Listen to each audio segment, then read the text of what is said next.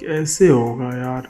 पिछले साल ही जॉब लगी थी, जोश जोश में 2 लोन्स ले लिए। अब महीने की पहली तारीख को ही एकदम से खाली हो जाता हूँ, कुछ पैसे ही नहीं बचते। ये टेंशन घर का माहौल भी ख़राब रखती है। कान पकड़ लिए भाई, अब लोन नहीं लूँगा, पर करूँ क्या? चिंपलोक वालों से पूछूँ क्या?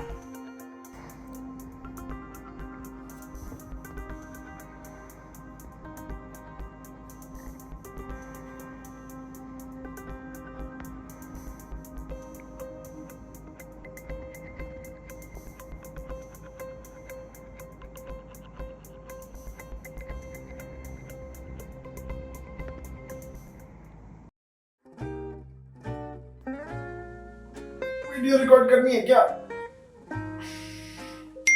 मन नहीं हो रहा है। क्या आया?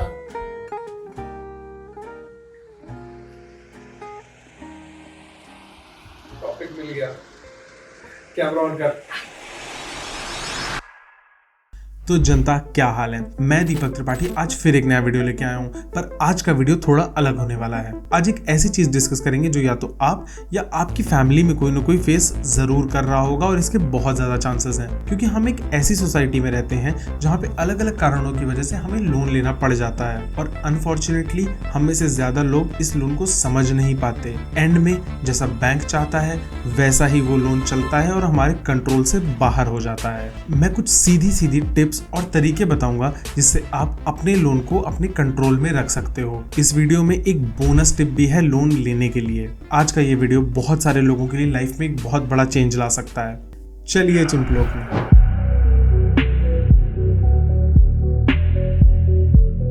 मैंने अपनी पुरानी वीडियोस में बताया है कि लोन अगर सही तरीके से इस्तेमाल करो तो एक बहुत अच्छी चीज बन सकती है, पर ये सही इस्तेमाल ज्यादातर बिजनेसमैन ही कर पाते हैं। ज्यादातर सैलरीड लोगों के लिए लोन एक मुश्किल और बुरी चीज ही होती है। जनरली हमारे पास जो लोन होता है वो या तो क्रेडिट कार्ड के फॉर्म में होता है या फिर होम लोन, कार लोन या स्टूडेंट लोन के टाइप का। अगर क्रेडिट कार्ड को साइड कर दें तो ये लोन 5 से 20 साल तक का हो सकता है, और हर महीने ईएमआई के नाम पे एक बड़ा पोर्शन हमारी मंथली इनकम से कट जाता है, और हम फिर पूरे महीने फाइनेंशियली स्ट्रगल करते रह जाते हैं। इस वजह से ना तो और सेविंग्स हो पाती हैं ना इन्वेस्टमेंट्स।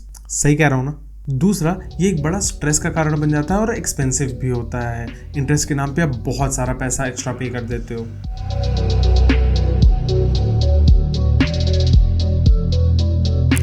जब आप लोन ले लेते हो तो लोन को कंट्रोल करने के लिए ऑलरेडी काफी देर हो चुकी होती है, इसलिए लोन लेने से पहले कुछ चीजों का ध्यान रखना है। अरे भाई देखिए, क्या है कि प्लेन लैंड कराने से पहले हमें प्लेन उड़ाने के बारे में जानना चाहिए, हाँ?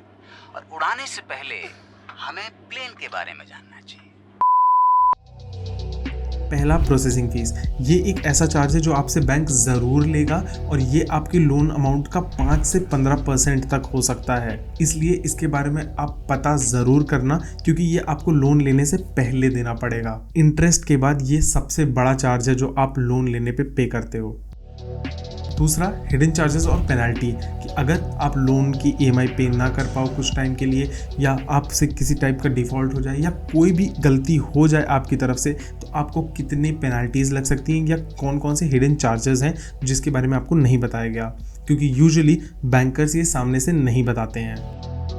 तीसरा, आपको ये ज़रूर पता करना चाहिए कि आपका लोन ट्रांसफरेबल है या नहीं, और ये आपको अलग अलग बैंक से पता करना पड़ेगा, चाहे तो फिजिकली या गूगल करके। होता क्या है ना कि फॉर एग्जांपल आपका बैंक ए में लोन चल रहा है और आपने काफ़ी टाइम तक अपनी ईएमआईज पे की हैं। अब आपको पता चलता है कि बैंक बी आपको शायद कम रेट ऑफ इंटरेस्ट पे लोन दे देगा, तो आप बैंक बी से बोलोगे कि आप ए से ट्रांसफर ले लो। इस केस में क्या होगा कि बैंक बी एक तो आपको already come rate of interest पे लोन दे रहा है, दूसरा क्योंकि आपने बैंक ए में ऑलरेडी चार्जेस पे कर दिए हैं एक्स्ट्रा, तो आपको वो बैंक बी में नहीं करने हैं, और ये सारी फॉर्मेलिटीज बैंक्स आपस में निपटा लेते हैं। ये सिचुएशन आपके लिए फायदे की ही होगी, क्योंकि अगर ट्रांसफर कंप्लीट होता है तो बैंक बी में आपका लोन कंटिन्यू होगा। जहां तक आपने बैंक ए में पे कर दिया, उसके आगे से आप बैंक बी को पे करोगे कम रेट ऑफ इंटरेस्ट पे। और इसके बहुत ज़्यादा चांसेस हैं कि जब बैंक बी बैंक ए के पास पहुंचेगा कि भाई हमें इनका लोन ट्रांसफ़र करना है, तो बैंक ए आपको बोलेगा कि आप ट्रांसफ़र मत करवाओ, हम आपका रेट ऑफ इंटरेस्ट कम कर दे रहे हैं, और वो बैंक बी से मैच करवा देगा अपना रेट ऑफ इंटरेस्ट। और आपके लिए क्या सही हुआ कि बिना कुछ किए, बिना ट्रांसफ़र किए या बिना किसी कॉम्प्लिकेशन के आपने अपना loan come rate of interest पे करवा लिया। इसलिए आपका लोन कितना ट्रांसफरेबल है इसके बारे में ज़रूर पता कर लेना।